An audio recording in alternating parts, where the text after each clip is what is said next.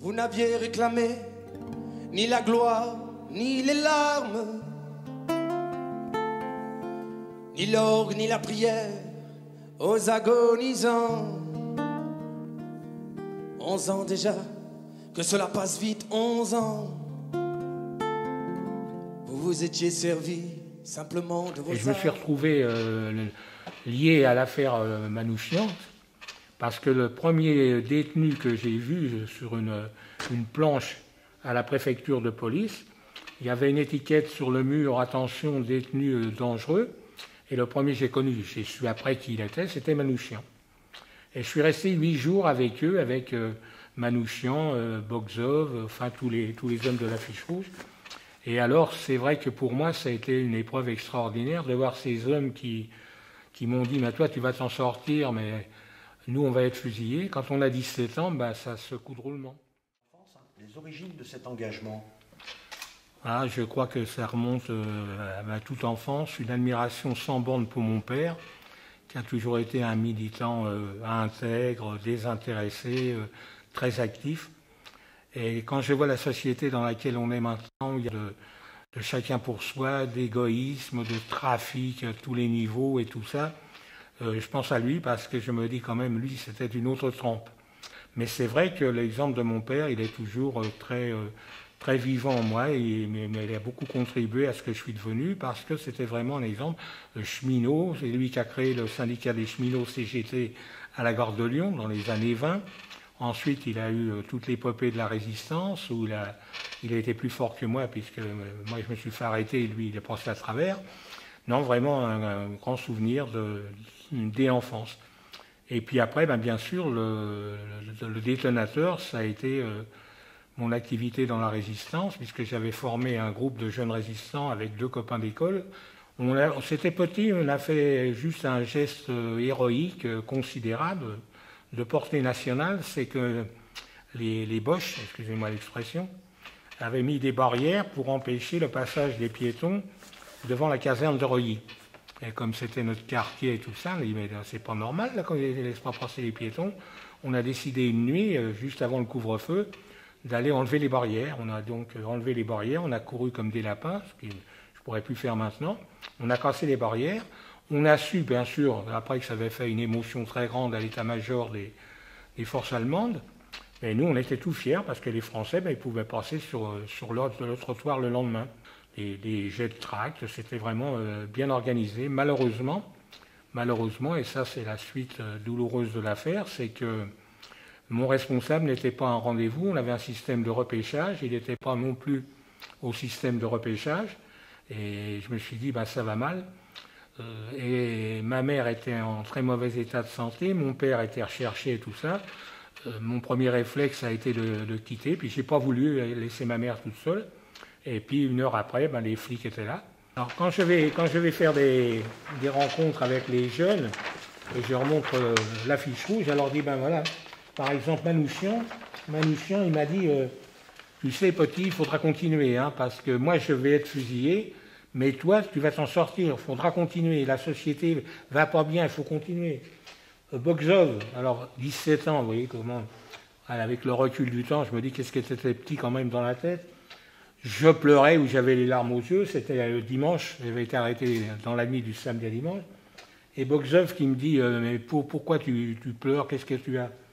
Je dis, tu te rends compte, mes copains, mes copines, ils sont à la piscine Le Dreux-Rollin, ils font une compétition sportive, et puis moi je suis là, tu vois. Et ce qu'il me dit en me regardant dans les yeux, j'ai des regrets encore maintenant de lui avoir dit ça, il me dit, mais tu te rends compte ce que tu me dis? Et moi je vais être fusillé. Mais toi, tu les reverras, tes copains, tes copines à la piscine. Mais moi, je vais être fusillé. Ou encore, il y avait Elek, qui était le plus jeune avec moi. Et lui, il était... c'était pas, comme on disait dans le temps, puis on l'emploie encore, la preuve, c'était pas un militant, lui, vous voyez. Il s'était retrouvé dans le groupe de la MOI parce qu'il avait été traité de sale juif dans son école, dans son lycée. Et lui qui était d'une tendresse, d'une douceur, même dans sa façon de parler et tout ça, c'était devenu un homme des groupes armés, parce qu'il avait eu cette haine qu'on l'ait traité de sale juif, il s'était engagé de cette façon. Mais lui, il était tendre, et et il dormait juste à côté de moi. Il me disait, la nuit, il avait des cauchemars, et quand il se réveillait, il disait non, je parlerai pas, je parlerai pas. Il avait toujours peur de porter des coups à la nuit, vous voyez. Ou alors aussi, je ne sais pas comment il a fait, ils m'ont dit, fier comme un Espagnol, comment il s'était débrouillé. Lui, il avait réussi à rentrer un rasoir à la préfecture de police, il s'était rasé, et quand il nous a dit au revoir, il a levé le poing comme ça, il a dit vive le front rouge. C'était Celestino Alfonso? C'était Celestino Alfonso qui m'avait dit, je le vois encore comme si c'était hier. Un ancien des brigades internationales. C'est ça en plus, oui. Ben, il y en avait plusieurs qui étaient des anciens. C'est pour ça que c'était différent avec Hélène, parce que eux, ils avaient été mêlés à des combats dans leur pays, y compris des combats militaires, tandis qu'Hélène, lui, c'était l'intellectuel, quoi, et qui ont arrêté le groupe Manouchian et qui les ont livrés, eux, aux Allemands, c'était des flics français. Et quand je vois toute cette campagne qu'il y a contre les étrangers dans notre pays, ben je dis, il faudrait bien balayer devant notre porte, hein, les amis, parce que eux, ils sont morts pour la France, c'était tous des étrangers, mais ceux qui les ont arrêtés, qui les ont torturés, moi, je n'ai pas été torturé, mais j'ai vu les tortures qui étaient infligées à tous ces hommes-là. Et c'était des flics français. Par exemple, j'ai un souvenir comme ça, le premier jour, quand ils ont amené la gamelle, le premier jour que j'étais en tôle avec lui, ils ont amené la gamelle à Manouchian, et un gros flic, là, bien costaud, qui dit, mais tu rouspètes, oui, parce que Manouchian a dit, mais vous vous rendez compte, vous allez me fusiller, vous pourriez me donner au moins un bon repas, c'est pas bien ce que vous faites. Et l'autre, là, le joufflu, qui répond, ben, tu vas être fusillé, toi, c'est bien suffisant pour toi, vous vous rendez compte? Et ça, c'était tous des Français, entre guillemets.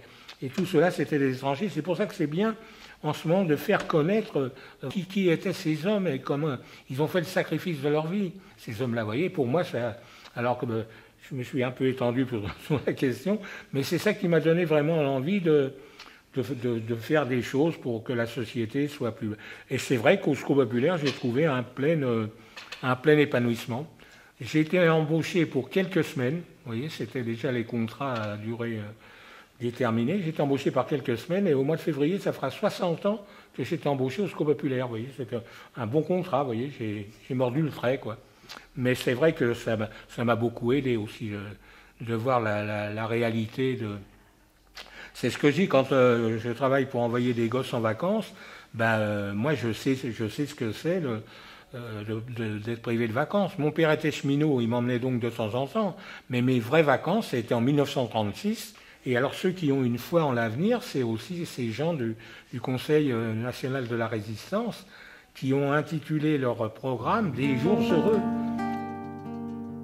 Vous n'aviez réclamé ni la gloire, ni les larmes, ni l'orgue, ni la prière aux agonisants.